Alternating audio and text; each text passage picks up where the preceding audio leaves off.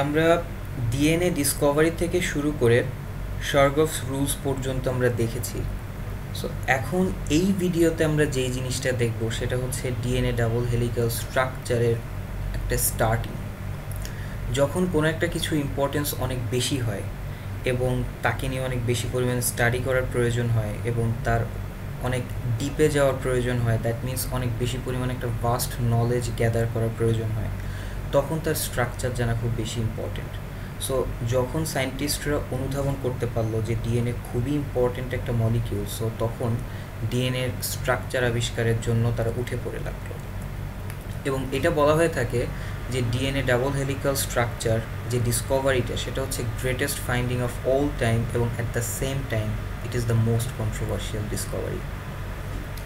সেটাই আমরা একটু আলোচনা করব। আমরা সরাসরি ডিএনএ ডাবল হেলিক্যাল স্ট্রাকচার বা ওয়াটসন ক্রিকের যেই স্ট্রাকচার বা ডিএনএর মডেল, সেটাকে আমরা এখনই যে এই ভিডিওতেই যাব না।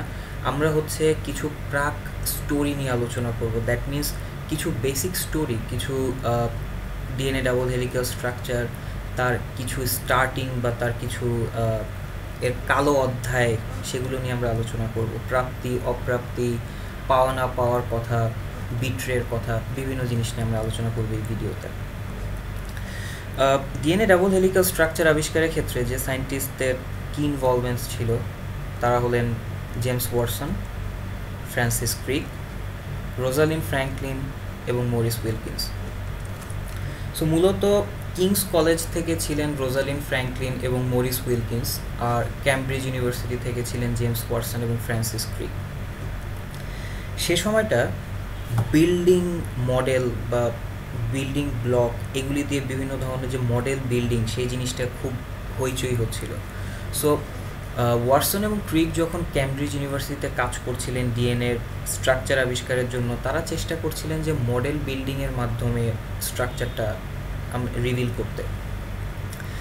আর ওদিকে রোজালিন ফ্র্যাঙ্কলিন, যিনি মরিস উইলকিন্সের ল্যাবরেটরিতে কাজ করছিলেন, সো রোজালিন ফ্র্যাঙ্কলিন যে কাজটা করেছিলেন তিনি হচ্ছে ডিএনএ ক্রিস্টালোগ্রাফি, এক্সরে ক্রিস্টালোগ্রাফি, সেই জিনিসটা করেছিলেন, because she was so good at this thing.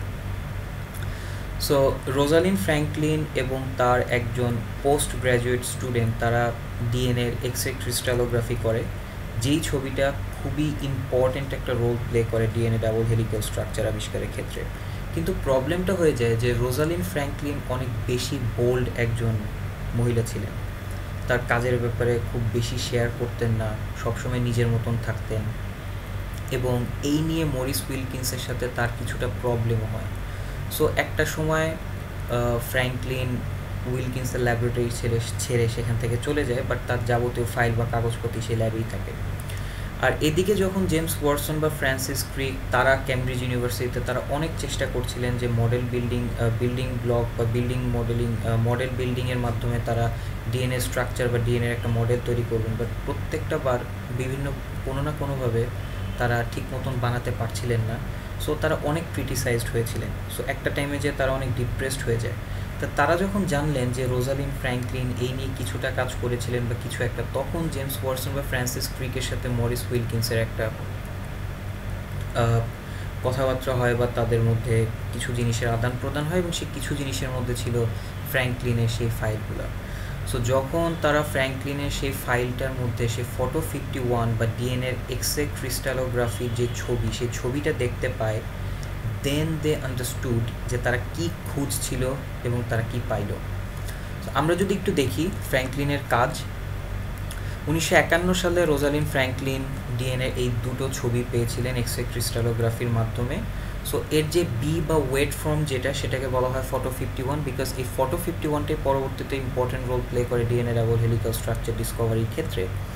এবং তার এক্সপেরিমেন্টটা ছিল খুবই বেসিক, উনি এইভাবে একটা কাজ করেছিলেন। এখন এই যে ফটো 51, এই ফটো 51টা দেখেই ওয়াটসন এবং ক্রিক তারা তখন সুগার, তাদের নিউক্লিওটাইড সিকোয়েন্স এবং ফসফেট কীভাবে থাকবে সেটা তারা একটা বুঝে গেলেন। এখন প্রবলেমটা হচ্ছে যে নিউক্লিওটাইডের যে base pair, that means purine এবং পাইরিমিডিন কীভাবে অবস্থান করবে। তখন যেই জিনিসটা খুব ইম্পর্ট্যান্ট একটা রোল প্লে করলো সেটা হচ্ছে শার্গফস রুল। আমরা আগেই বলেছিলাম যে শার্গফস রুলসের ইম্পর্টেন্সটা আমরা পরবর্তীতে বলবো। সো তখন তারা হেল্প নিল শার্লক রুলসের, এবং শার্লক রুলসের মধ্যে যে জিনিসটা ছিল যে ডিএনএর মধ্যে পিউরিন এবং পাইরিমিডিন সমান পরিমাণে থাকে, সো তখন সেই জিনিসটার উপর বেস করে এবং ফ্র্যাঙ্কলিনের এই ফটো 51-এর উপর বেস করে তারা তখন ডিএনএ ডাবল হেলিক্যাল যে স্ট্রাকচার, সেই স্ট্রাকচারটা তারা দাঁড় করালো। ফ্র্যাঙ্কলিনের প্রবলেমটা ছিল হচ্ছে যে ফ্র্যাঙ্কলিন এই ছবিটা পেয়ে যে জিনিসটা বুঝলো যে একটা এক্সিস এবং তার চারপাশে একটা হেলিক্যালভাবে অবস্থান করে, বাট কিভাবে করে না করে যাবতীয় ডিটেলস সেই জিনিসটা তিনি বুঝতে পারেন নাই, যে জিনিসটা ওয়াটসন এবং ক্রিক বুঝতে পেরেছিলেন। এবং এই জন্য পরবর্তীতে যা হয় 1953 সালে ওয়াটসন, ক্রিক এবং মরিস উইলকিন্স এটা পাবলিশ করে। রোজালিন ফ্র্যাঙ্কলিনেরও নাম ছিল, কিন্তু রোজালিন ফ্র্যাঙ্কলিনের ইম্পর্টেন্স বা তাকে যে পরিমাণ ক্রেডিট দেওয়া উচিত সেই পরিমাণে ক্রেডিট তিনি পাননি, বরঞ্চ তিনি বঞ্চিত হয়েছিলেন বা বিট্রেড হয়েছিলেন।